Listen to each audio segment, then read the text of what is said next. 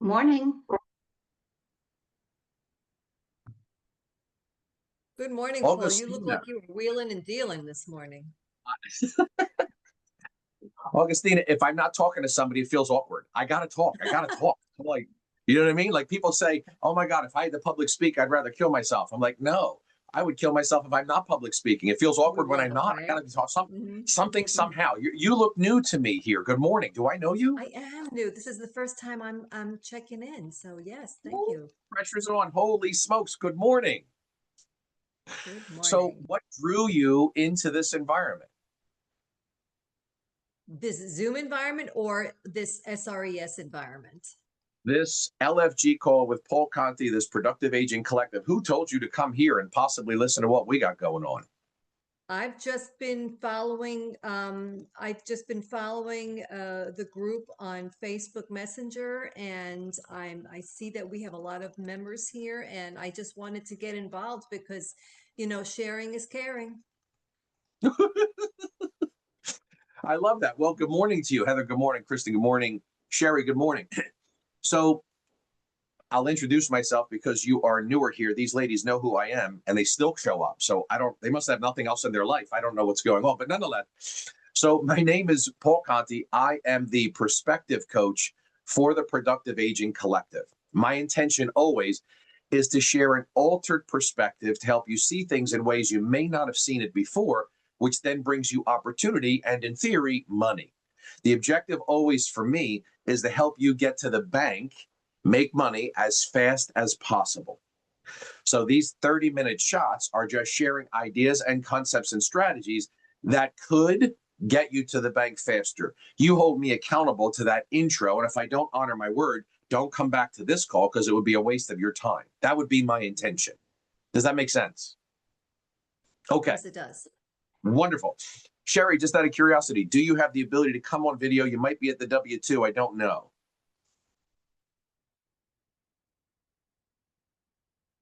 Okay. If you get a chance, share, pop in. If not, that's okay. She's usually at her job. She's listening as we go. So let's do this. Augustina, since you're newer to this particular environment, give us a little background. This will be good for Kristen and Heather. And that's okay, Sherry, I know. So they could see how I interact with someone that's brand new, been led to me to possibly then bring you over to this side. We don't know if it's the good or the bad side, but we'll figure that out shortly, Augustina. So give me an idea. How long have you been in real estate? I've been in real estate for 16 years now. Oh, you've seen a lot. So let me put this over here. 16 years. Heather, do you have any idea what question I might ask next? Heather? I don't. Where do you get your book and sources? Well, there you go. See? So, Augustina, how much business have you closed in the last 12 months? Not as much as I would like to.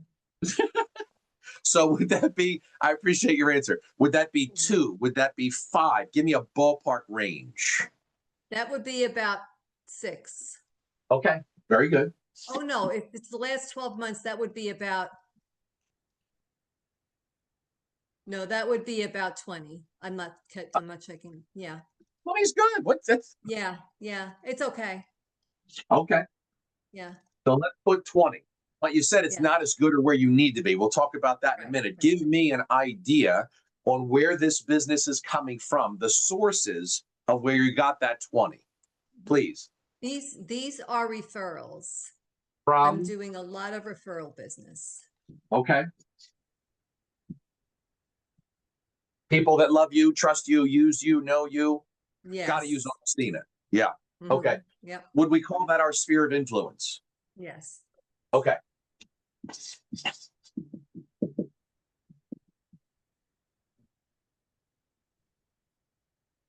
So here's my thought process, Augustina, and engage at any moment. Ask me questions, whatever. What are you talking about? That's nuts. Here's the thought process. So I say, let's try to read that backwards. Let's learn how to influence our sphere, primarily because most of the people in our society, influencers, make all the money. So how do we influence our sphere? Here's my example to you. I'm going to make an assumption unless you tell me otherwise. You file tax returns. Yes. This is not recorded. I'm not sending it to the IRS. Just want to make it clear. It's a disclaimer, I right? do. So, okay. Actually, I've got to do my payment today. That's why I paused, because it's like, oh, we all hate paying taxes, but yes, I I do, love it. and I do, and I do it correctly. Yes, I do. Okay. So then the question I would then ask is, how long have you been using the same accountant? This is a brand new accountant, so Okay. I've been with Why him did you for leave one and go a to a year. new one? My old one retired. Okay, fair enough. Mhm. So how long did you have that old one that was doing your returns prior to getting the new? About 5 years. Okay. So let's do this. 5 years, old, first year, new. Mhm. Okay. So I'm going to share some numbers with you, and I'm going to go to Kristen for these numbers. Kristen, what numbers do we know, the data right down from top to bottom, would we want to share with Augustina? 36820 DDD.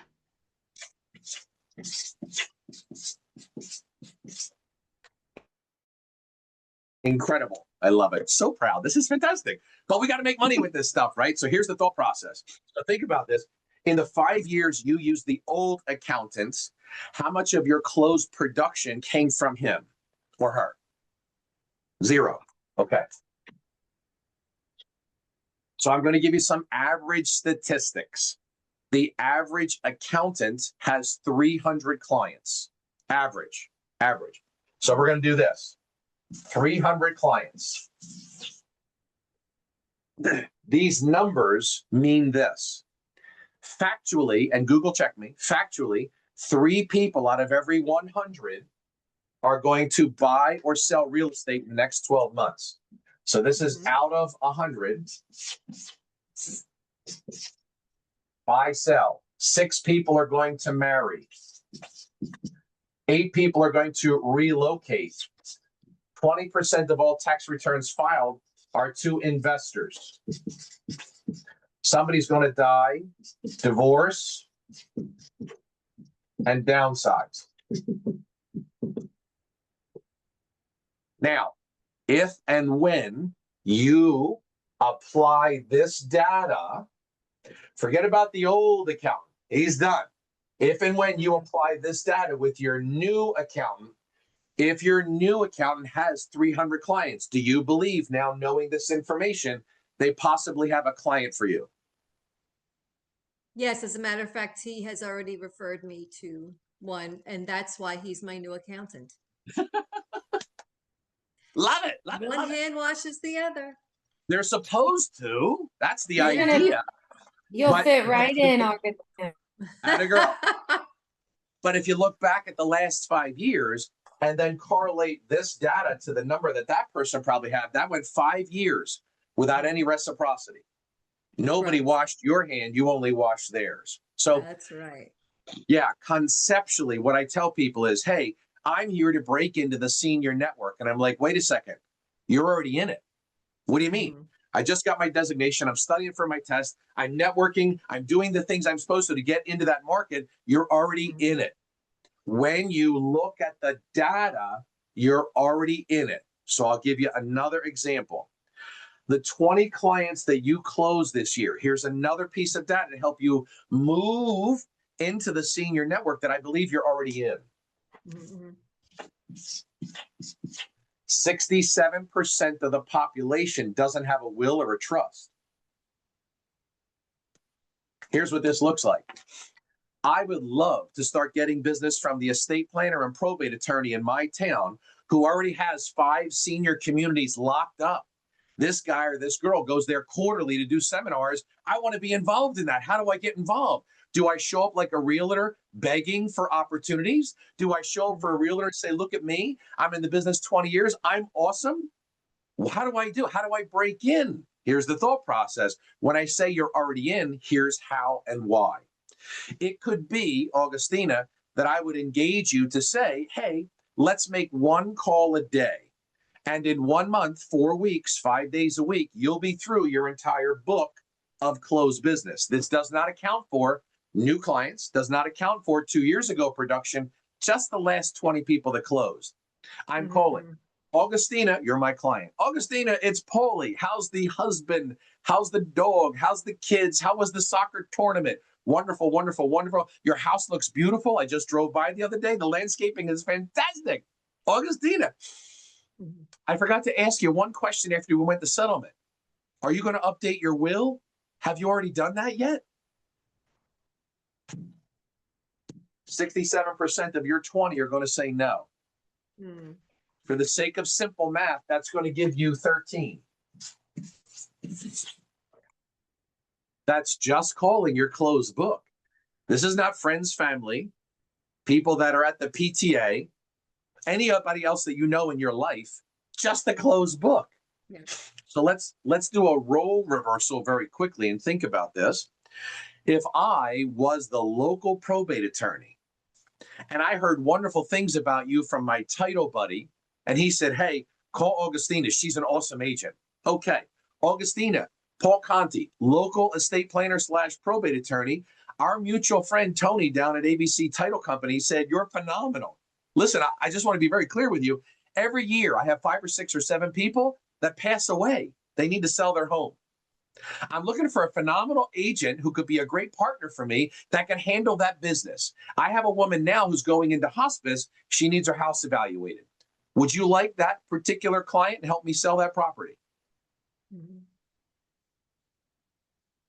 Yeah. Augustina, would you be interested and willing to learn how to help me in my estate planning business like I'm helping you in your real estate business? Because John at ABC Title said you're the girl. Would you be interested?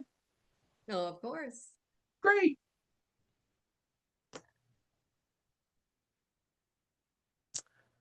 Some of the ladies that have been on before have heard this before. There's a difference between hearing it and applying it. If you today picked up the phone and called one of your close clients just to test the waters and see Yeah. what they say. I jokingly do this all the time, Augustina. I go everywhere with a clipboard because from my perspective, I'm always taking a survey. I'm taking a survey. I could even frame it like, or phrase it like, Augustina, listen, at our office, we're having a competition. We're seeing how many people we can help with this very unique question. It's incredible the answers we're getting. And so far, I'm on the leaderboard and I'm calling all my loved ones, my friends, my clients, and asking this one question. You ready? Have you updated your will and trust since you made settlement on your home? No. Wow. The data, Augustina, is that 67% of the population up to age 72 doesn't have a will or a trust. It's like, holy smokes, Aretha Franklin, James Gandolfini, Prince, the list goes on of how many people didn't have it, and they had to pay the government millions of dollars. I'm going to connect you with my friend who's a phenomenal estate planner in town. He's going to give you an education. I want you to call me after you talk to that guy and tell me how much you love him. We got to protect the kids if you think that's important. We got to protect our stuff. Augustine, share some thoughts with me when you're hearing this, coming on this particular call for the first time today. Yeah, I think that's a good way to, provide value because we're always wanting to provide value. We don't want to go in as realtors. And I think that would show them that we are wanting to serve them the best way we know how. Wonderful. Connections. It's all about connections. I want to share something with you. I teach what I refer to as linguistic execution. Linguistic execution, words and death. You're either killing it because of the words you're using or you're getting killed because of the words you're using. Mm-hmm. I'm sharing my perspective, which does not need to be yours. I don't offer value. I make a contribution. There is a difference. Think about when people want something from you, what do they actually want? Can you make a contribution? Can you give to United Way? Can you give to the girls? I want a contribution, not a tip of the day. Value is very different. I do not introduce value. I make a contribution because I can't ask you or require you to reciprocate something that wasn't done. If I ask you to reciprocate value, you might give me a tip, something I should be attentive to. I don't want value. I want a client. Just like the client I gave you. It is a contribution, not value. And again, this is just my perspective. I see things very differently, and I do not buy into the value proposition stuff. It doesn't mean I'm right. But when I look at this, people want you to make a contribution. So now, if and when I've made a contribution to the estate planner, it wasn't just value. I contributed to your business, your bank account, and got you another client. I made a contribution. So in order to participate in Paul Conti's board of directors and be a partner with this organization, would you be interested and willing to learn how to help me in the same way I just helped you? So I recognize in the not working world, networking, I changed the E to an O, they're talking about value. You got to provide value. I don't buy into it. And again, a disclaimer, it doesn't mean I'm right. But when I present a contribution, I now can hold you accountable to contribute. People reciprocate what was done to them. If you didn't give them a client, they're not going to give you a client. They'll give you value. I don't want value. I don't want value. Just a disclaimer, darling. So keep that in mind. And you said that, which is beautiful. So if you think about what I just did for you, you now just admitted, yes, I can do that. I could bring this guy or this girl a client. I then could teach them how to bring me a client. Because I've made a contribution. I didn't give you something of value. Everybody's striving for value. What does that even mean? I don't want your value. I want a client, but I will never get a client if I don't give you a client. Reciprocity is matching what was given. So if I'm saying, man, I want business from that probate attorney, then you better learn how to give him or her business. Meeting for lunch, covering their bill, talking about the future. This is what we're going to do together. It doesn't work. It doesn't work. So does that distinction help you at all, at least from the perspective with which I'm sharing? It does. It does. And I've given referrals plenty of times without being reciprocated. Every agent on this call and every agent on the planet has that exact same story. Yeah. So this is your day one. This is our first date. Like, holy crap, what the hell's going on here? So the idea, the concept is to really understand what I teach with this board of directors. It's mental.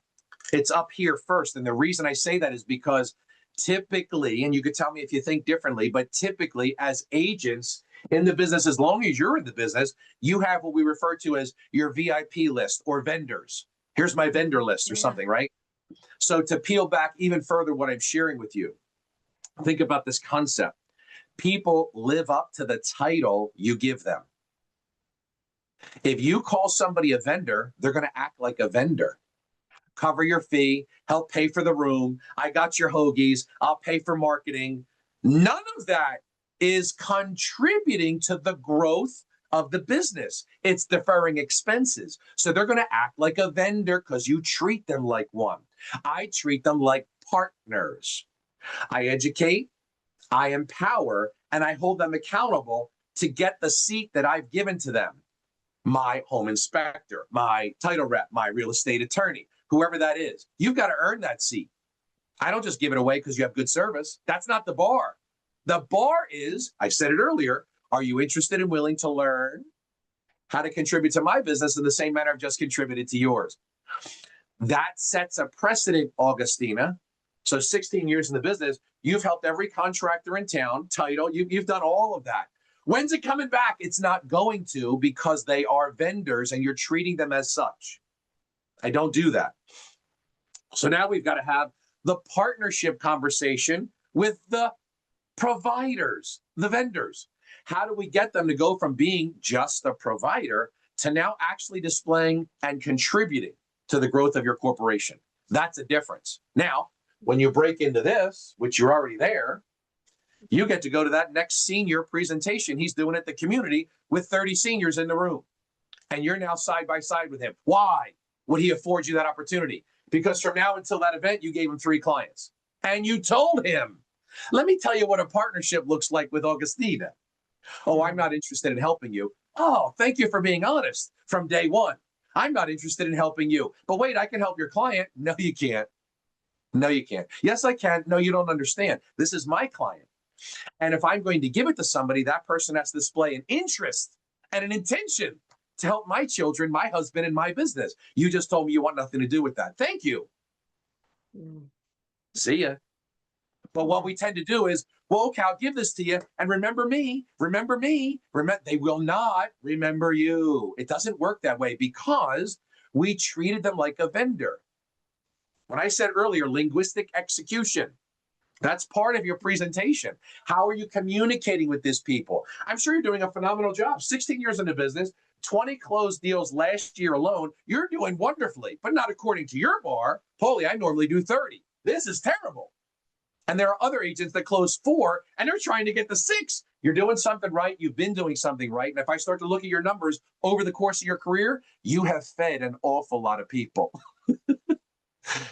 You must work for the Red Cross brokerage, feeding families across your town, right? So the idea now is when coming to a call like this, okay, Paulie, I hear this. It makes sense. How do I apply it? Well, that's the comeback. Role play. Let's talk this through, because what you've been doing for as long as you've been doing it is handing business out to people that do a good job. That's not the requirement. What I've had is a conversation with you to show you what it looks like to be a partner of my organization. I treat them differently from day one. So the thing I say all the time as well, Augustina, is if you want people to react differently towards you, you must act differently towards them. That's the thought process. So when I tell people, why are you trying to break into a community that you're already in? What do you mean? I'm not in there. You are. That estate planner that does presentations there every quarter, he's holding the keys. Augustina, come with me. Why would he come with me? Come with me because you're not a realtor who's begging. You're a business owner who's building.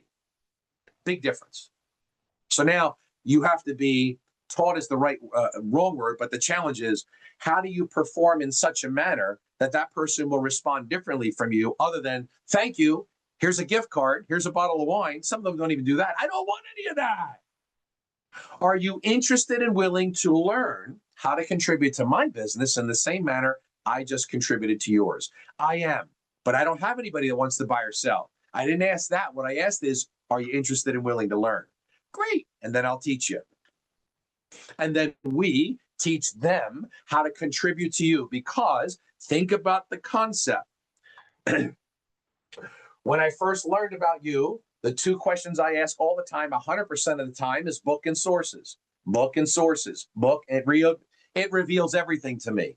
Your book is 20 closed this year, and your sources are from referrals. What that told me was you're leaving a lot of business on the table from the people that have your people. And think a little bit deeper here, Augustina. Is it possible the local probate attorney that handles 5 senior communities in your backyard also files tax returns with your accountant? Holy smokes. And all it requires is for you to sit with that accountant and have a partnership conversation, not a referral conversation. I don't want referrals. I don't even get paid for a referral. I want clients. And you also file tax returns for professionals in town that have my clients. Oh, and by the way, that estate planner, that's your best friend, call him now. Tell him I have 2 clients for him. Get him on the phone. Augustini, this is easy. This is easy. I'll take a breath, take any questions. Most of you ladies have heard me kind of do this before, but again, the difference is the application of the information. So if this was a wake-up call for you and you have not made those calls to collect that information, to plug in this data, you're leaving money on the table every day. Somebody's dying in your town. Somebody's divorcing, downsizing. Plug the data. Once you know the data, this is a breeze. This is like, holy crap, I need to start making a couple phone calls. Is there a bad time to talk to a closed client who likes you and ask a question you didn't ask before? But what do I do then, Paul? Then you call me and we role play on how you can land that and be in front of that senior community the next presentation that guy or that girl's doing.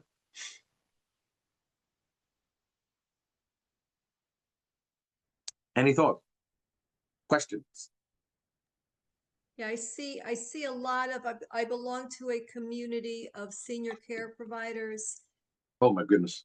but so I have a gold mine in front of me and I have gotten referrals from them, but I can see how this would be a golden conversation because people are just hanging around looking for people to, waiting for someone to pass them a referral.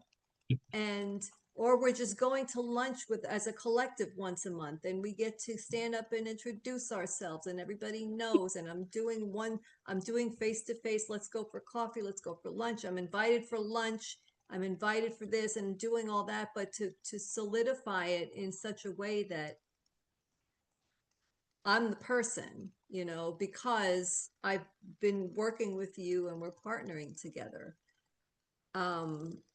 That's like the missing piece, is just that You just found it. particular conversation. You just found the piece. That's not missing anymore, darling. We just found the Yeah, piece. yeah. So think about now those not working meetings, and I changed the E to an O out of sarcasm. But think about what you just said. You go to those things, you stand up, you do your 30-second beggar's speech, you sit down, hand out cards, and then try and schedule coffees and lunches. I'm not telling you what to do, but I'm going to present something very different to you. Paul Conti goes and stands up at that meeting. Here's what he says. Hello, my name is Paul Conti.